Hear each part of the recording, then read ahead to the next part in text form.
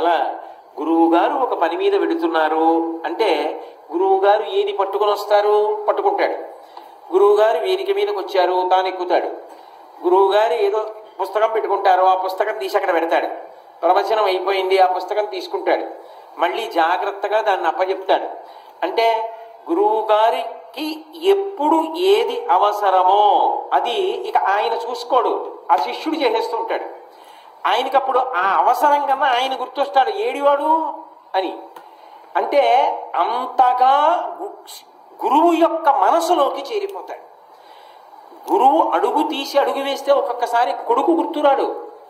కొడుకు కన్నా ఆయనకి ఏమైనా అవసరం వస్తే వాడు ఉన్నాడా అని అతని పేరే గుర్తొస్తుంది. అంటే అంతగా గురువు మనసులోకి చేరిపోతాడు, గురువుని అనుగమిస్తాడు. గురువు అవసరాలు గురువు కన్నా ఆయనకే బాగా జ్ఞాపకం ఉంటాయి. ఇది గురువు గారి అవసరం, ఇది గురువు గారికి చెయ్యాలి కదా, అనుగమించి చేస్తాడు. శంకరాచార్యుల వారి దగ్గర తోటకాచార్యుల వారిని ఉండేవారు. ఆయన పాపం ఎంత శుశ్రూష చేస్తుండేవారంటే ఒకప్పుడు శంకరాచార్యుల వారికి భంగధరం వ్యాధి వచ్చింది, ఆయన మీద ప్రయోగం చేశారు. లోకంలో అసూయ ద్వేషాలు లేనిది ఇప్పుడు. ఆయన మీద ప్రయోగం చేస్తే భంగధరం వ్యాధి వచ్చి ఆయన బట్ట కట్టు కూర్చుంటే ఆసన భాగంలోంచి నెత్తురు కారిపోయి ఆ బట్టంతా నెత్తుడితో తడిసిపోయి పుల్లటి కంపు వస్తుండేది. కొంతసేపు పాఠం చెప్పి లేచి అంత నెత్తుడితో కూర్చోకూడదని ఆయన బట్ట విప్పి స్నానం చేసి వచ్చి పాఠం చెప్తుండేవారు. తోటకాచార్యుల వారు బట్ట పట్టుకెళ్ళి జాడించి ఆరేసి వస్తుండేవారు. ఒకరోజు ఆలస్యమైంది. పద్మపాదాచార్యులు వారు అన్నారు, ఆ తోటకుడికి ఏమైనా పాఠం వచ్చాయి ఏమన్నానా, అర్థం చేసుకోగలడా, మొదలు పెట్టేయండి అన్నారు. శంకరాచార్యుల వారికి అర్థమైంది, ఓహో పద్మపాదాచార్యుల వారికి అహంకారం వచ్చింది, నేను బాగా పాఠం పట్టుకోగలనని. సాటి శిష్యుణ్ణి సహాధ్యాయిని చిన్నబరుస్తున్నాడని తోటకాచార్యుల వారు రాగానే అనుగ్రహ వీక్షణం చేశారు. అంతే. ఆయన సర్వజ్ఞుడై అప్పుడే విదిత కిల్లశాస్త్ర సుధా జల్లధే మహితోపనిషత్కదితార్థనిధే అని తోటకాష్టకం అన్న పేరుతో ఇప్పటికే శంకర భగవత్పాదులకి నమస్కారం చేస్తూ ఉంటాం. అది తోటకాచార్యుల వారు చేశారు. కాబట్టి గురువు గారి యొక్క అవసరములను గుర్తించి అనుగమిస్తారు శిష్యులు. మూడవది దేహ శుశ్రూష. దేహ శుశ్రూష అంటే మీరు ఒకటి బాగా గుర్తుపెట్టుకోవాలి. గురువు గారి కాళ్ళు పట్టడం, చేతులు పట్టడం దాన్ని తప్పని నేను అనను, కానీ ప్రధానమైనటువంటి ఉద్దేశ్యం ఒకటి ఉంటుంది. గురువు గారి శరీరం తొందరగా పడిపోకుండా చూసుకుంటారు శిష్యులు. ఇప్పుడు గురువు శరీరం చాలా తొందరగా ఆయుర్దాయాన్ని ఎందుకు కోల్పోతుంది అంటే పాఠం చెప్పడం వల్ల కోల్పోతుంది. తన శ్వాసని వాడేస్తున్నాడు కదా, మరి అలా శ్వాసని నిరంతరంగా వాడడం వల్ల ఏమవుతుందంటే ఆయన శరీరము తొందరగా రోగగ్రస్తం అవుతుంది, తొందరగా ఊపిరిల సంఖ్య పోతుంది. కాబట్టి ఎక్కువ కాలం దీర్ఘాయుష్మంతుడు కావలసిన వాడు అంతకన్నా తొందరగా వెళ్ళిపోతాడు. మరి ఆయన శ్వాస ఖర్చు పెట్టేస్తున్నాడుగా శిష్యులకు పాఠం చెప్పడంలో. ఆయన తన శ్వాసని ఖర్చు పెట్టి ఆయన శరీరము డస్సిపోతోంది అనుకోండి, తన పనులు తాను చేసుకుంటూ. ఆయన పడిపోతే చెప్పేవాడు ఎవరు? భగవాన్ రమణుల్ని ఒకప్పుడు ఒక వ్యక్తి అడిగాడు. ఆయన ఎప్పుడో కానీ మాట్లాడేవారు కాదు, ఆయన అలా పడుకుని ఉన్నారు. ఎందుకో ఆ రోజు అనుగ్రహించారు. సూర్య నాగమ్మ గారు వెంటనే రాశారు అన్నగారికి లేఖ. ఆయన అన్నాడు, మీరేం మాట్లాడరు కదా, మీరు మౌనస్వామి, మీరు ఎప్పుడు మీలో మీరు ఆనందిస్తూ ఉంటారు, మీరు ఉండడం వల్ల లోకానికి ఏమిటి ఉపయోగం అని అడిగాడు. వెంటనే రమణులు ఒకటే మాట అన్నారు, గురువు శరీరమునందు ఉండడమే లోకమునకు ఉపకారం అన్నారు. ఎప్పుడో ఒకప్పుడు మాట్లాడాడా గురువు? ఆయన శరీరమును విడిచిపెట్టేశాడు అనుకోండి, గురువుకు వచ్చిన నష్టం ఏమిటి? ఆయనకి తెలుసు శరీరం నేను కాదని. అనుభవంలో ఉన్నవాడు, అద్వైతానుభూతి ఎందున్నవాడు ఆయన వెంటనే కైవల్యానికి వెళ్ళిపోతాడు, కైవల్యాన్ని పొందుతాడు. కానీ శరీరమునందు గురువు లేడు కాబట్టి శిష్యులకు చెప్పేవాడేడి? ఆ శరీరం ఉంటే కదా మాట్లాడతాడు. మరి ఇప్పుడు ఎవరు నష్టపోతున్నారు? శిష్యులు నష్టపోతారు. అందుకే ఆ శరీరము తొందరగా పడిపోకుండా గురువు గారిని కాపాడుకుంటారు. అందుకే మీరు శంకరాచార్యుల వారి శరీరం పడిపోకుండా పద్మపాదాచార్యుల వారు కాపాడుకున్నారు. శ్రీశైల పర్వతం మీద శంకరాచార్యుల వారు మంచి ధ్యాన నిష్టలో ఉండగా కాపాలికుడు వచ్చి కంఠాన్ని ఉత్తరించబోయాడు. వెంటనే మహానుభావుడు పద్మపాదాచార్యుల వారు నరసింహమంత్రం ఉంది కాబట్టి ఆయన తెలుసుకుని నరసింహమంత్రాన్ని ఉపాసన చేసి నరసింహ స్వరూపాన్ని పొంది ఒక్క దూకులో వచ్చి ఆ కాపాలికుడిని సంహరించి శంకరాచార్యుల వారిని కాపాడుకున్నారు. గురువు గారిని శిష్యులు ఎందుకు కాపాడుకుంటారు, ఆయన శరీరాన్ని ఎందుకు కాపాడుకుంటారు అంటే నిజానికి ఆయన చాలా కాలం ఆ శరీరంలో ఉండాలని కోరుకుంటారు. కొడుకులు ఎలా కోరుకుంటారో, బిడ్డలు ఎలా కోరుకుంటారో, శిష్యులు అలా కోరుకుంటారు. కోరుకుని ఆయన శరీరానికి బడలిక తగ్గించే ప్రయత్నం చేస్తారు. అలా బడలిక తగ్గిస్తారు కాబట్టి దేహ శుశ్రూష. ఇందులో చాలా గొప్ప విశేషం ఏమిటంటే, అసలు గురు శిష్య సంబంధం అన్నదండి అదొక మహోత్కృష్టం. మేము గురువులం, ఆ గురువులం, ఈ గురువులో బోర్డు పెట్టుకున్న గురువు ఏం గురువు. నిజమైన గురు శిష్య సంబంధం చూస్తే ఆర్ద్రమైపోతుంది మనస్సు.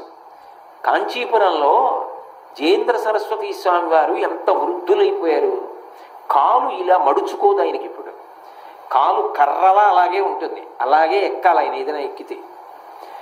ఈ వయస్సులో, ఈ స్థితిలో చంద్రశేఖరేంద్ర సరస్వతి స్వామి వారు ఏ రోజున బ్రహ్మీభూతులయ్యారో ఆ రోజున స్వామివారి ఆరాధనోత్సవం చేస్తారు. నేను ఆ ఆరాధనోత్సవానికి కాంచీపురం వెళ్ళాను. వారికి నా యందు చాలా ప్రీతి. అది నేను చేసుకున్న అదృష్టం. చాగంటి కోటేశ్వరరావు వచ్చాడండి అన్నారు. అయ్యో రమ్మను రమ్మను రమ్మను అన్నారు. అంతమంది మధ్యలోంచి వెళ్ళి నేను ఆ ముందు కూర్చున్నాను. కొన్ని కీర్తనలే పాడతారు ఆ రోజున, అన్ని కీర్తనలు చెయ్యరు. స్వామివారి బృందావనం ముందు కూర్చుని మానస సంచరరే బ్రహ్మణి మానస సంచరరే అన్న కీర్తన పాడుతున్నారు. జయేంద్ర సరస్వతి స్వామి వారికి కళ్ళల్లోంచి, ముక్కుల్లోంచి, నోట్లోంచి చొంగతో సహా ఇలా కారిపోయి ముద్దమందారంలా అయిపోయి ముఖం, గుండు మించి గుండెల మించి బట్ట జారిపోతే ఆ బృందావనం వంక చూసి ఇలా ఇలా అని ఇలా కొట్టుకుంటూ నా గురువు మానస సంచరరి బ్రహ్మణి మానస సంచరరి అంటూ ఆ వయస్సులో ఆయన అంత ఉద్వేగపడిపోతుంటే నేను భయపడ్డాను. అయ్యి బాబోయ్ ఏమిటి ఇంత ఉద్వేగపడిపోతున్నారు. ఆ కీర్తనలు పాడిన తరువాత ఆయన ఎంత నీరసపడిపోయారు, ఎంత ఆనందం ఆ గురువు పేరు చెప్పేటప్పటికి. ఆ గురువు శరీరంతో ఉండాలని అంత పరిశ్రమిస్తారు. చంద్రశేఖరేంద్ర సరస్వతి అన్న పేరు చాలా మందికి ఉంది. కంచిలో నడిచే దేవుడిని ప్రఖ్యాతి వహించిన చంద్రశేఖరేంద్ర సరస్వతి స్వామి వారి యొక్క గురువు గారు మహాదేవేంద్ర సరస్వతి. మహాదేవేంద్ర సరస్వతి గురువు గారు కూడా చంద్రశేఖరేంద్ర సరస్వతి. గురువు గారికి మసూచి వ్యాధి వచ్చింది, లోపలికి వెళ్ళకూడదు అని చెప్పారు. గురు శుశ్రూష కన్నా నాకు పీఠాధిపత్యం అక్కర్లేదని వెళ్ళి గురువు గారికి సేవ చేశారు. 13 రోజులే పీఠాధిపత్యం. గురువు గారు బ్రహ్మీభూతులయ్యారు, వెనక శిష్యుడు కూడా బ్రహ్మీభూతులైపోయారు, వదిలిపెట్టేశారు శరీరం. నా గురు సేవలో నాకు మసూచి వచ్చి శరీరం పడిపోయినా పర్వాలా, తప్ప నా గురువు గారి గదిలోకి వెళ్ళి ఆయన సేవ చెయ్యకుండా నేను ఉండలేను అని సేవ చేసి ఆయన కూడా శరీరం వదిలిపెట్టేస్తే అప్పుడు చంద్రశేఖరేంద్ర సరస్వతి స్వామి వారు పీఠాధిపత్యంలోకి వచ్చి 100 ఏళ్ళు ఉన్నారు. అది గురువు యొక్క సేవ. అయితే మీరు ఒక్కటి బాగా జ్ఞాపకం పెట్టుకోవాలి, నిజంగా ఏ గురువు కూడా నేను గురువునని కానీ, నేను అంత గురువునని కానీ, ఇంత గురువునని కానీ ఎక్కడా ఏ పటాటోపాన్ని ప్రదర్శించరు. మీకు నేను ఒక ఉదాహరణ చెప్పనా. భగవాన్ రమణులు ఒకసారి కూర్చునున్నారు అరుణాచలంలో. ఒక కాలు బాగా లావుగా ఉంటుంది. భగవాన్ రమణులు అని నేను అన్నప్పుడు అరుణాచల భగవాన్ రమణులు అని. ఆయనకి ఒక కాలు లావుగా ఉంటుంది, ఎందుకంటే ఒకసారి తేనె తుట్టెలో తేనెటీగలన్నీ వచ్చి ఒక కాలుని కురికేసి ఆయన కాలు కదపకుండా అలాగే ఉంచారు. పళనిస్వామి అని పక్కన అంతేవాసి అడిగాడు, ఎందుకు అలా కనిపించుకున్నారని అడిగాడు. నేను కొండ మీద నడిచి వస్తున్నప్పుడు ఈ కాలు తేనెటీగలు పట్టి ఉన్నటువంటి ఒక పొదకి నిష్కారణంగా తగిలింది. వాటి పట్టు కదిలింది, వాటి ఇల్లు కదిలింది. అవన్నీ లేచి తప్పు చేసిన కాలుని కరిచాయి. తప్పు చేసిన కాలు శిక్ష పొందాలి కదా, అందుకని ఇది శిక్ష పొందుతుంటే నేను అలా అనుభవించి వచ్చాను. ఇది అనుభవించింది. శ్రావణం పెట్టి ఆ తేనెటీగల ముళ్ళన్నీ పీకాడు పళనిస్వామి. ఆ కాలు చివరి వరకు అలాగే ఉండిపోయింది, లావుగా ఉండేది. ఒక హైకోర్టు జడ్జి గారు ఆయన కాళ్ళు చాపు కూర్చుంటే వచ్చి ఆయన గోచి పెట్టుకుని పడుకునేవారు, గోచి పెట్టుకుని తిరిగేవారు. ఆ కాళ్ళు ఒత్తుతున్నాడు. ఆయన అన్నారు, ఎందుకు కాళ్ళు ఒత్తుతున్నారు అన్నారు. అంటే పుణ్యం కదా, మీరు గురువు గారు కదా. ఆహా అని ఒక నిమిషం ఆగండి అని ఆయన కాళ్ళు ఒత్తుకుంటున్నారు. అదేంటి మీరు ఒత్తుకుంటున్నారు అన్నారు. మీరే కదా చెప్పారు కాళ్ళు పట్టుకుంటే పుణ్యం అన్నారుగా, ఈ కాళ్ళు పట్టుకుంటే మీకు పుణ్యం అయితే నాకు మాత్రం వద్దు, నేను పట్టుకుంటానన్నారు. అంటే నిజంగా ఆ గురుభావన మనసు యందు నిలబడిపోయిన వ్యక్తులు ఏమీ కోరుకోరు. వాళ్ళు నాకు ఇది జరగాలి, అది జరగాలి, ఈ పటాటోపం ఉండాలి, ఆ పటాటోపం ఉండాలి, వాళ్ళ మనసులో ఏముండదు.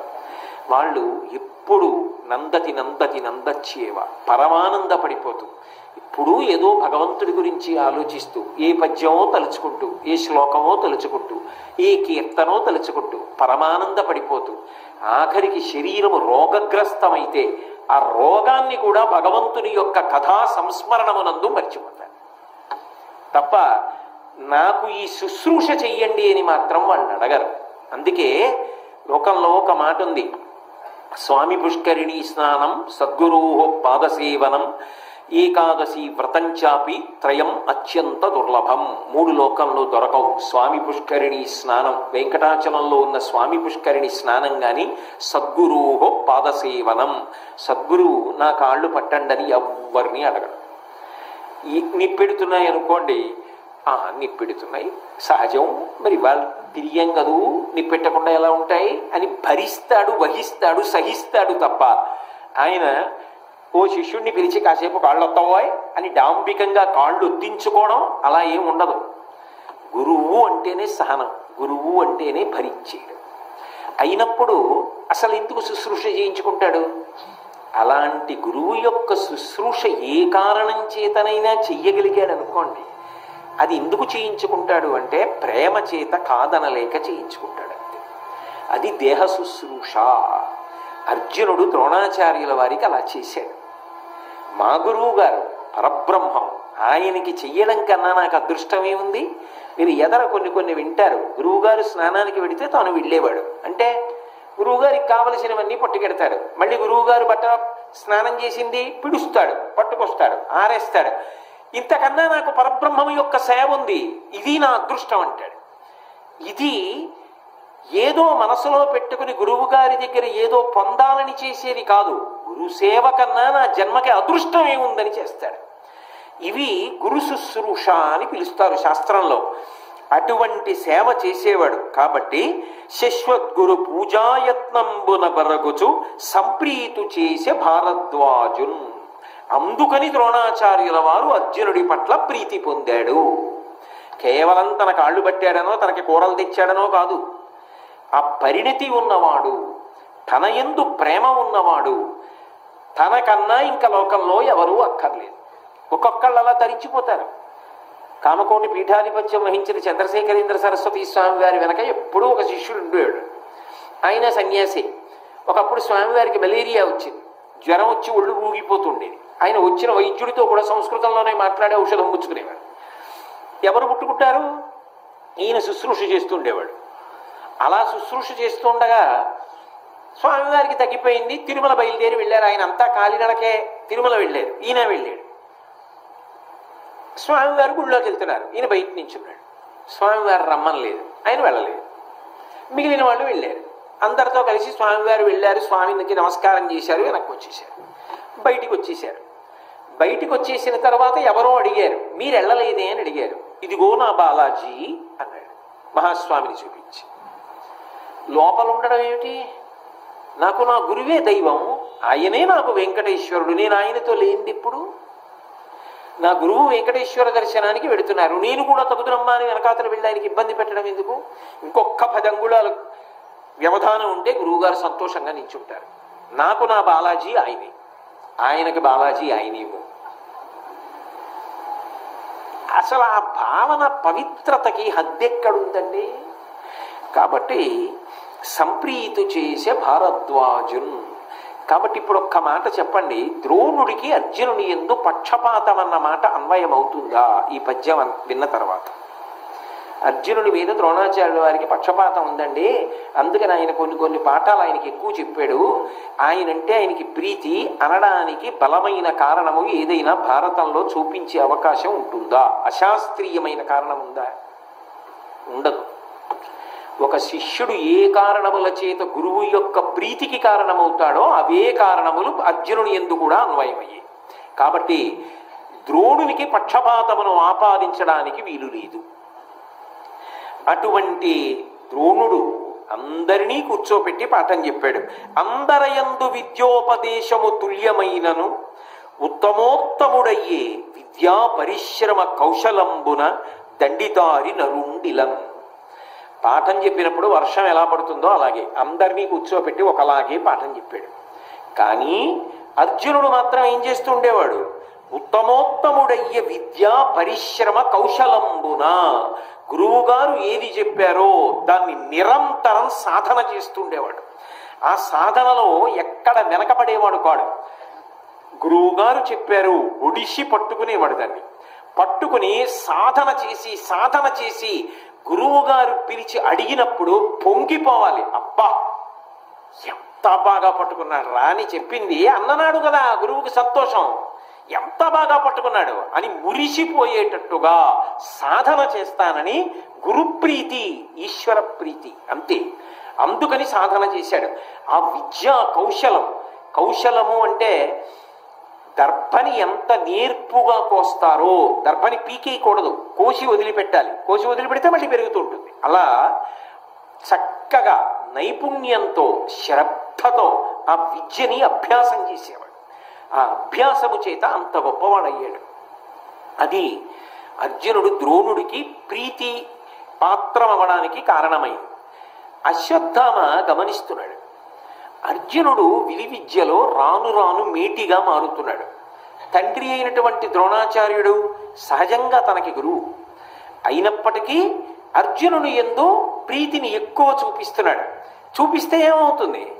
నాన్నగారి దగ్గర ఉన్నంత అస్త్ర సంపద లోకంలో ఎక్కడా లేదు. ప్రపంచంలో ఉన్న రాజులందరూ ఆయన దగ్గరికే వెడతారు.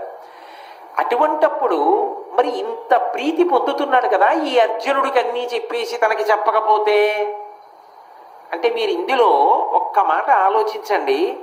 ద్రోణాచార్యుల వారి యొక్క శీల వైభవం ఎంత గొప్పది. కన్న కొడుకు కూడా బెంగబెట్టుకోవలసింది ఆ విషయంలో.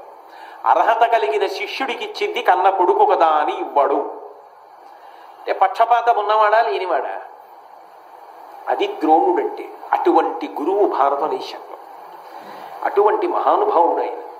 కాబట్టి ఈ అర్జునుడి దగ్గర రెండో లక్షణం ఉంది. గురువు గారు ఏం చెప్పారో పోనీ అక్కడతో ఆగడం, ఇంకా బాగా కౌశలంతో ఇంకా ముందుకెళ్ళి దానికి సానపట్టి ప్రకాశిస్తాడు. అందుకనే తనకు భయం వేసింది. ఇప్పటికే గురి తప్పకుండా బాణాలు ప్రయోగిస్తున్నాడు కదా, నాన్నగారి ప్రీతికి కారణమవుతున్నాడు కదా, ఈ అర్జునుడికి చీకట్లో కూడా యుద్ధం చేయడం వస్తే ఎందుకో అనుమానం వచ్చింది అశ్వత్థామకి. అందుకని ఒకరోజు వంటవాడితో అన్నాడు, ఏ కారణం చేత కూడా అర్జునుడికి మాత్రం చీకట్లో అన్నం పెట్టవద్దు. ఆయనకి ఏదో అనుమానం వచ్చింది. ఎందుకో చీకట్లో అన్నం పెట్టకుసుమా? ఎందుకంటే మీరు చూడండి, దృష్టికోణం శాస్త్రీయమై ఉండాలి. కానీ ఆ శాస్త్రీయమైన దృష్టికోణం ఉన్నవాడికి లోకంలో ఏది చూసినా శాస్త్రానికే అన్వయం అవుతుంది. ఎందుకంటే ఇంగ్లీష్లో సామెత చెప్తారే, everybody knows apple falls down but Newton is the only man who asked why. అందరికీ తెలుసు యాపిల్ పండు చెట్టు నుంచి కింద పడిపోతుంది, కానీ న్యూటన్ ఒక్కడే కిందే ఎందుకు పడాలన్నాడు. కాబట్టి భూమ్యాకర్షణ సిద్ధాంతం ఆవిష్కృతమైంది. ఎటు కోణంలో ఆలోచించేవాడు అటు కోణంలోనే ఆలోచిస్తాడు. భగవద్భక్తుడు ఉన్నాడు అనుకోండి, అదో అద్భుతం. ఆ పైకి పోతే అందదు కాబట్టి ఎవరికి కింద పడేట్టు చేశాడంటాడు. అది ఈశ్వర కారుణ్యం అంటాడు. ఎవడి దృష్టికోణంలో వాడు దాన్ని చూస్తూ ఉంటాడు. అది అశ్వత్థామయంతో కూడా అలవాటైంది. ఆయన చీకట్లో అన్నం తింటే చీకట్లో బాణాలు కూడా వీడు మొదలెడతాడేమో, అందుకని చీకట్లో అన్నం పెట్టగలడు. వంటవాడు ఎందుకైనా మంచిది అశ్వత్థామ చెప్పాడు కదా, అసలే అశ్వత్థామకి కొంచెం కోపధారి, అందుకని చీకట్లో అన్నం పెట్టేవాడు కాదు. కానీ ఒకడు వృద్ధిలోకి వస్తున్నాడని ఏడిస్తే వృద్ధిలోకి రావడం ఆగిపోతుందండి. నువ్వు వృద్ధిలోకి రావడానికి ప్రయత్నిస్తే వృద్ధిలోకి వస్తావు, కానీ వృద్ధిలోకి వస్తున్నాడని ఏడిస్తే వృద్ధిలోకి వస్తావా? వృద్ధిలోకి వస్తున్న వాడికి నువ్వు అడ్డు పెడితే వాడు ఆగిపోతాడా? అరిచేతిని అడ్డు పెట్టి సూర్యకాంతి నాపలేరు కదా. ప్రకాశించేవాడు ప్రకాశిస్తూనే ఉంటాడు, ఏడిచేవాడు ఏడిచి పాడవుతూనే ఉంటాడు. అది లోకానికి ఉన్నటువంటి సహజ లక్షణం, ఎప్పుడూ ఉంటుంది ఈ సిద్ధాంతం లోకంలో. అది భారత కాలం అంతే, రామాయణ కాలం అంతే, ఇప్పటి కాలం అంతే, ఎప్పటి కాలం అంతే. కాబట్టి అశ్వత్థామ వంటవాడికి చెప్పాడు, ఆయన జాగ్రత్త పడ్డాడు. అర్జునుడికి అన్నం పెట్టాడు ఒక రోజున రాత్రి. ఆయన అన్నం తింటున్నాడు, దీపం ఎక్కడి నుంచో గాలి వచ్చింది, నిధనం అయిపోయింది. నిధనం అయిపోయినా ఈయనకి ఏం ఆలోచన వచ్చిందంటే, నేను ఇలా విస్తట్లోకి చూసినప్పుడు ఇక్కడ పప్పు కూర పచ్చడి ఇవి చూశాను కదా అని చీకట్లోనే అదే అంచనా మీద అవి తీసి కలుపుకు తినేశాడు. చీకట్లో ఇక్కడ ఉన్నది అని నేను గుర్తించి తినగలిగినప్పుడు చీకట్లో బాణం ఎందుకు ప్రయోగించలేను ఆలోచన వచ్చింది. వెంటనే అన్నం తిన్నవాడు వెళ్ళి పడుకోలేదు. అన్నం తిన్నవాడు వెంటనే ఆచమనం చేసి ధనస్సు బాణాలు పట్టుకున్నాడు. పట్టుకుని చీకట్లో నిలబడి బాణప్రయోగం చేసి గురి చూసి లక్ష్యాలు కొడుతున్నాడు. ఏమిటి పొద్దున్న చూశాను కదా చెట్టు మీద మామిడికాయ అక్కడ ఉండాలి, కొడుతున్నాడు ఆ మామిడికాయ, అది ముచిక్కి తగిలి కింద పడాలంతే. అశ్వత్థామ ఎంత భయపడతాడు ఇలా పెరిగిపోతున్నవాడిని చూసి. ఆయన అలా బాణాలు వేస్తున్నాడు. ద్రోణాచార్యుల వారు అటుగా వెళ్ళిపోతున్నాడు. వెళ్ళిపోతుంటే ఎక్కడో ధనుష్టంకారం వినపడింది. అల్లెత్రాడు యొక్క చప్పుడు వినపడుతోంది. ఎందుకంటే బాణాన్ని సంధించి లాగి విడిచిపెట్టినప్పుడు స్థితిస్థాపక శక్తి చేత శబ్దం వస్తుంది కదా, ఆ శబ్దము వినపడుతోంది. ఇంత రాత్రి వేళ బాణాలు ఎవరు ప్రయోగిస్తున్నారు అని ఆయన గబగబా బయలుదేరి వచ్చాడు. వచ్చి చూశాడు, చీకట్లో అర్జునుడు నిలబడి బాణప్రయోగం చేసి గురి తప్పకుండా లక్ష్యాల్ని కొడుతున్నాడు. గురువుగారు ఎంత ఆనందపడిపోతాడా సాధనా బలం చూసి. పరమ సంతోషపడిపోయి అర్జునుడి దగ్గరికి వెళ్ళాడు. వెళ్ళి అన్నాడు, అతని అస్త్రా విద్యాభియోగమునకు ప్రియ శిష్యవృత్తికి పెద్దమిచ్చి అన్నా, ధనుర్ధరులన్యులు నీకంటే అధికులు కాకుండునట్లుగా గగరపుదు విలి విద్య ఘనముగానని పల్కి ద్వంద్వ సంకీర్ణ యుద్ధముల తెరగు రథ మహీ వాజి వారణములపై నుండి దృఢ చిత్ర సౌష్ఠవ స్థితులనీయ బహువిధ వ్యూహ భేదనోపాయములను సంప్రయోగ రహస్యాతిశయముగా గరపెనజ్జనునకు తొంటి భార్గవుండు వింట ఇట్టిడేయని పొగడంగా ఎల్లజనులు. ఆ పిల్లవాడి యొక్క అస్త్ర విద్యాభియోగమునకు అంటే ఆ పూలికకి ఆ పట్టుదలకి, బా అలిసిపోయాం అన్నం తిన్నాం, ఏదో ఆలోచన వచ్చింది రేపు చూద్దాంలే రేపు రాత్రి చూద్దాం అని అనుకోకుండా వెంటనే బా అవకాశం వచ్చింది దీన్ని వాడేసుకోవాలి అని ఉత్తర క్షణం వెళ్ళిపోయి ఆ వింటినారికి బాణాన్ని తొడిగి లక్ష్యాన్ని కొడుతున్నటువంటి అర్జునుని యొక్క పూనికని చూసి తాను గొప్పవాడు కావాలి ఆ తాపత్రయం ఉంటే కదా అసలు శిష్యుణ్ణి ఉద్ధరించగలగడం గురువు. అసలు ఆ తాపత్రయం లేని వాడికి ఎన్ని చెప్తే మాత్రం ఉపయోగం ఏమిటి? ఈ పూనిక చూసి పొంగిపోయాడు. ప్రియ శిష్య వృత్తికి, గురువు గారి పట్ల అతనికి ఉండేటటువంటి మర్యాదకి చాలా పొంగిపోయి అన్నా నాన్న అంటారు చూసారా, వత్స అని పిలుస్తారు, నాన్న ఇలారా అంటారు. కొడుకుని పిలిచినట్టే అన్నా ఎంతో ప్రేమతో ద్రోణుడి పిలిచి ఎలా పడ్డాయో పద్యాలు మహానుభావులు వాళ్ళకి.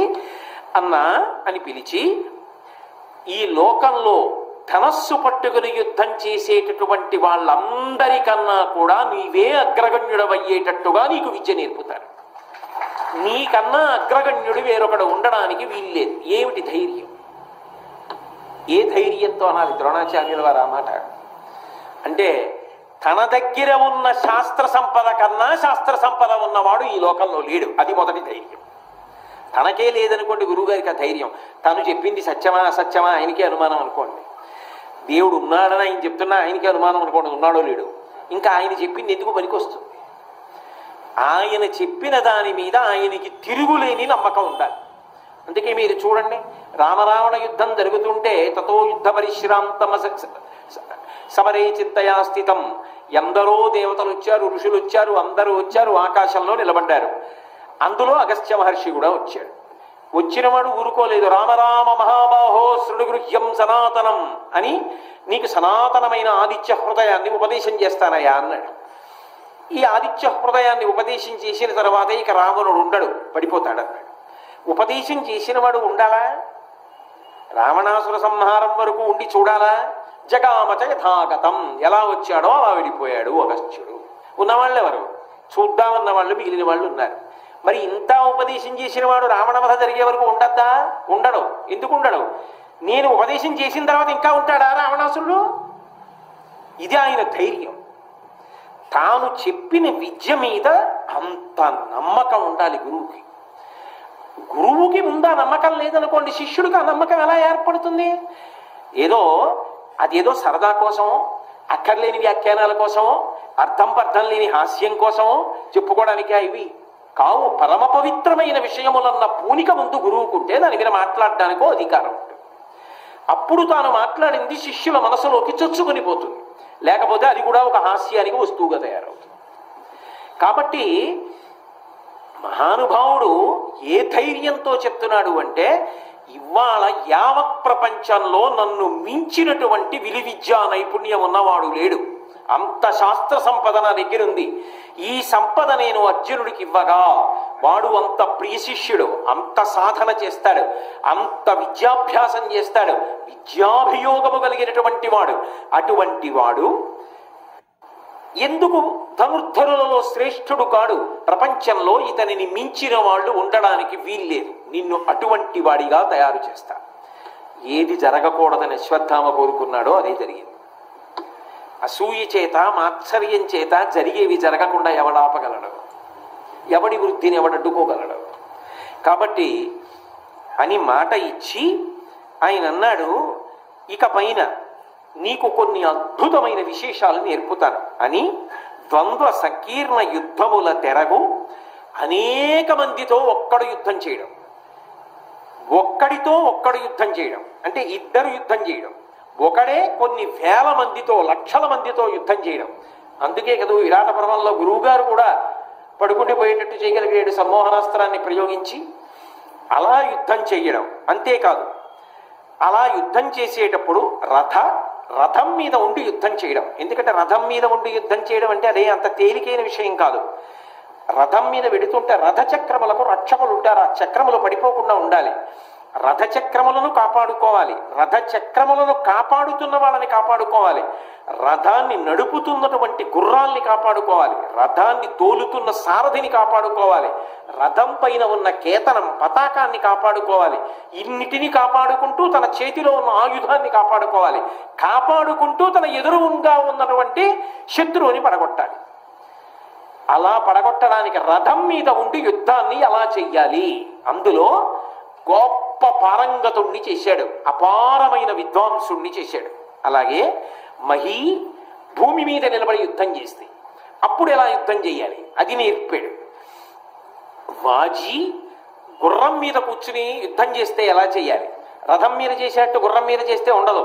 గుర్రం ఒకలా దౌడు తీసి వెళ్ళిపోతుంటుంది. అలా వెళ్ళిపోతున్నప్పుడు చేతిలో చంద్రహాసం కత్తి పట్టుకుని యుద్ధం చేస్తే ఎలా చేయాలి, అంత వేగంగా వెడుతుంటే బాణం వేయవలసి వస్తే ఎలా వెయ్యాలి అవసరమైతే అది నేర్పాడు. అంతేకాదు వారణములపై నుండి ఏనుగు మీద కూర్చుని మదపుటేనుగు మీద కూర్చుని యుద్ధం చేస్తే ఆ ఏనుగుని ఎలా రక్షించుకోవాలి, యుద్ధం ఎలా చెయ్యాలి ఇది నేర్పాడు. అంతేకాదు దృఢ చిత్ర సౌష్ఠవ స్థితులనీయ దృఢమైన వాళ్లతో స్థిరమైన వాళ్లతో యుద్ధాలు చేసేటప్పుడు ఎలా యుద్ధం చేసి క్రమక్రమంగా బలహీనపరిచి పడగొట్టాలి, ఎలా మాట్లాడాలి. యుద్ధంలో మాట్లాడటం అంటే బయట మాట్లాడినట్టు ఉండదు. అక్కడ మాట్లాడుతుంటారు. ఎదురుగుండా వచ్చిన వీరుడితో మాట్లాడాలి, ఎలా యుద్ధం చెయ్యాలి ఇవన్నీ నేర్పాడు. అక్కడతో ఊరుకోలేదు. బహువిధ వ్యూహ భేదనోపాయములను అనేక రకములైనటువంటి వ్యూహములు ఎలా ఉంటాయి, వెనక లక్షల సైన్యం ఉంటుంది. ఆ సైన్యం నశించిపోకుండా ఉండాలంటే దాన్ని అద్భుతమైన వ్యూహాకారంగా తీర్చిదిద్దాలి. ప్రధానుల్ని లోపల పెట్టి రక్షించుకోవాలి. ఆ వ్యూహానికి ముందుండి నడిపించాలి.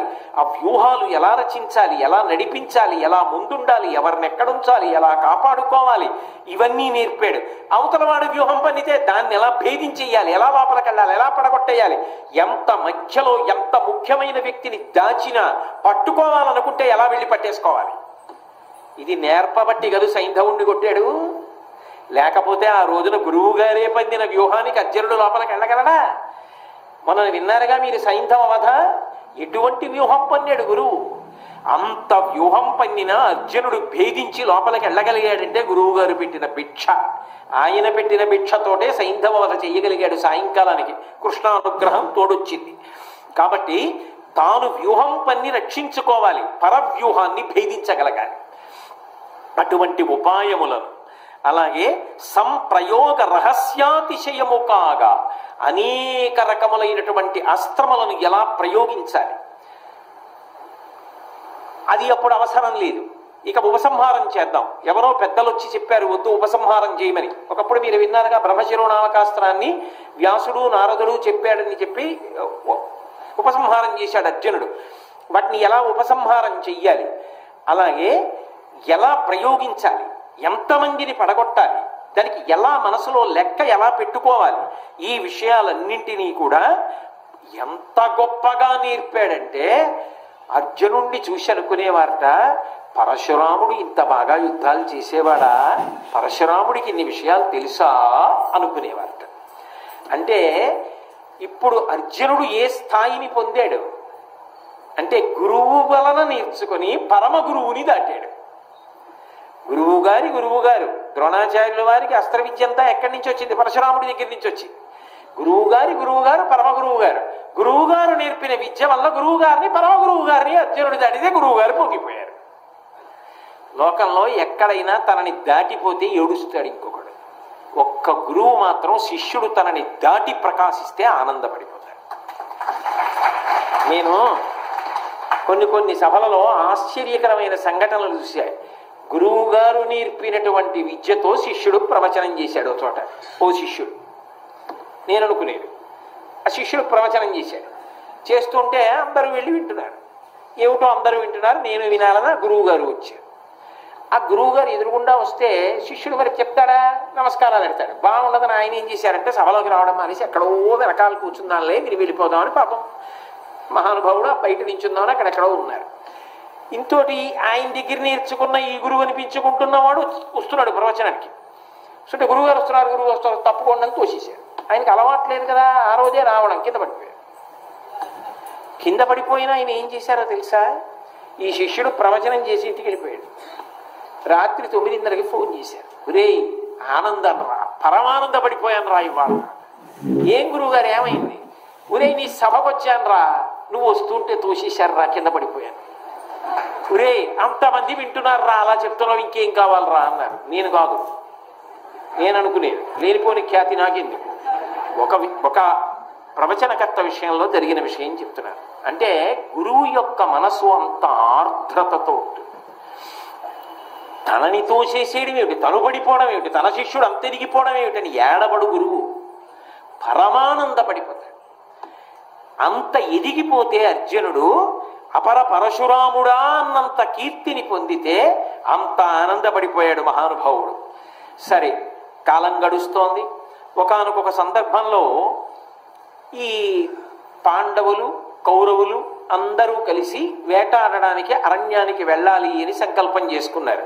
ఎందుకు వేటాడాలి అంటే వేట 2 కారణముల చేత ఆడతారు. ఒకటి, పిల్లలు బాగా నేర్చుకుంటున్నారు కదా, బాణప్రయోగంలో గురి చూసి కొట్టడం వేరు, నిలకడగా అక్కడే ఉన్నదాన్ని ఏదో అలా వెళ్ళిపోతున్న దాన్ని కొట్టడం వేరు. నిజంగా అరణ్యంలో స్వేచ్ఛా జీవనానికి అలవాటు పడిపోయినటువంటి ఒక క్రూర మృగం మాటు వేసి మీద పడుతుంది. అదే మామూలుగా మీద పడదు. అది కూడా చంపడానికి వచ్చిన వాడు ఎంత తెలివిగా వస్తాడో అది కూడా అంత తెలివిగా ఉండి మీద పడుతుంది. ఎక్కడో దాక్కుని బాగా దగ్గరలో ఉన్నాడు, దొరికాడన్నప్పుడు ఒక్కసారి దూకి మీద పడుతుంది. ఆ దూకి మీద పడేటప్పుడు జంకకుండా ఒక్క క్షణం వ్యవధానం తీసుకోకుండా అటు తిరగాలి, గురి చూడాలి, బాణతూణీరంలోంచి బాణాన్ని తీయాలి, వింటినారికి సంధించాలి, గురి చూడాలి, చేతులు వణకకూడదు. గురి చూసి మర్మస్థానంలో ఎక్కడ తగిలితే ఇక మళ్ళీ మీద పడకుండా గాలిలోకి ఎగిరినట్టు కింద పడిపోతుందో అలా కొట్టాలి ధైర్యంగా. దానికి అవకాశం ఎక్కడ లభిస్తుంది? అరణ్యంలో లభిస్తుంది, సహజంగా తిరుగుతుంటాయి కాబట్టి. అలా మరి సంపత్స మృగాల్ని అంటే క్రూర మృగముల యొక్క సంఖ్య పెరిగిపోతే అవి జనపదాల మీద పడిపోతుండేవి. అప్పుడు వాటి సంఖ్య తగ్గించేవారు తప్ప నిష్కారణంగా వెళ్ళి అదే పనిగా వాటిని వేటాడేయడం, వాటిని చంపేయడం, వాటి తోళ్ళు వచ్చేయడం, వాటి గోళ్ళు ఎత్తుకొచ్చేయడం, ఇటువంటి పిచ్చి పనులు చేసేవారు కాదు. అవి ప్రజలు చేసేవి కావు, రాజులు చేసేవి. దానికో లెక్క ఉండేది, దానికో హద్దు ఉండేది, దానికో పద్ధతి ఉండేది. అందుకని వాళ్ళు వేటాడేవారు. కాబట్టి ఇప్పుడు ఈ పిల్లలందరికీ కూడా వాళ్ళ విద్యా కౌశలాన్ని ప్రదర్శించడానికి ఒక అద్భుతమైన అవకాశం. కాబట్టి గురువు గారి యొక్క అనుమతి తీసుకోవాలి కదా ఏదైనా పని చేసేటప్పుడు. అందులో విద్యా సంబంధమైన విషయం. ఇంతమంది వెళ్ళి అరణ్యంలో వేటాడాలి. ద్రోణాచార్యుల వారి దగ్గరికి వెళ్ళారు. వెళ్ళి ఆయనకి నమస్కారం చేశారు. నమస్కారం చేసి గురువుగారు మేమందరం వేటాడడానికి వెడుతున్నాం, తప్పకుండా అబ్బాయి శుభం భూయాత్ వెళ్ళిరండి అన్నాడు. అరణ్యానికి వచ్చారు, ఇంకా వేటకెడతారు. వేటకెళ్ళేటప్పుడు మామూలుగా వేటకెళ్ళరు, ఏదో వలలు కూడా తీసుకెడతారు. ఎందుకంటే ఏదో క్రూర మృగం పడింది అనుకోండి, వెంటనే వల పన్ని దాన్ని అందులో పట్టుకోవాలి. వేట కుక్కల్ని తీసుకెడతారు. వేట కుక్కలని ఒక భయంకరమైనటువంటి స్వభావంతో ఉంటాయి. నేను ఇప్పుడు చూడలేదు, ఎవరో మిత్రుడు చెప్పగా విన్నది ఆ వేట కుక్క గురించి. అది తోకని అవసరమైతే మూత్ర విసర్జన చేసి మట్టిలో తిప్పుతుంది. తిప్పి ఎగిరి క్రూర మృగం యొక్క కళ్ళ మీద కొడుతుంది. కొత్త ఇసకంతా కళ్ళల్లో పడి అంత క్రూర మృగం కూడా కళ్ళు కనపడక ఒక్క క్షణం కొట్టుకునే లోపల వేటగాడు బాణం వేసేస్తాడు. నేను వేటగాళ్ళు తమతో వేట కుక్కల్ని తీసుకెళ్తారు. ఆ వేట కుక్కల్ని తీసుకెడితే దగ్గరున్న వేట కుక్కలు అర్జునుడు వాళ్ళందరూ ఏదో శిబిరం వేసుకున్నారు. ఆ శిబిరం తర్వాత రోజు వేటాడాలి వాళ్ళు. అందులో పడుకున్నారు. ఇంకా రాత్రి అవ్వాలి, పడుకోవాలి. ఏదో పలహారం చేశారు, కూర్చున్నారు. అటు వెళ్ళాలి, మీరు ఇటు వెళ్ళండి ఏదో మాట్లాడుకుంటున్నారు. ఈ కుక్క ఏం చేసిందంటే అక్కడ ఉండకుండా ఉన్నది ఊరుకోకుండా అలా వెళ్ళింది అరణ్యంలోకి. అది వేట కుక్క కదా, వీళ్ళు ఉన్నట్టు అది ఎందుకు ఉంటుంది, అది వెళ్ళింది. వెళ్ళేటప్పటికి దానికి అప్పటి వరకు రాజకుమారుల్ని చూడడం అలవాటు, నగరంలో ఉన్నటువంటి నాగరికుల్ని చూడడం అలవాటు. దానికి కొంచెం విచిత్రంగా కనపడ్డాడు ఒక వ్యక్తి. ఆ వ్యక్తిని చూసి మురిగింది. మొరగడం అంటే ఏమిటండి, అది మురుగుతుంది కాబట్టే కుక్కకి పేరు అది వచ్చింది.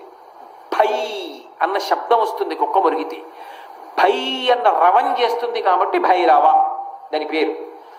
అది కుక్క మురిగితే నోరు అలా తెరిచి ఉండదు, ఇలా ఇలా ఇలా ఇలా ఆడుతూ ఉంటుంది.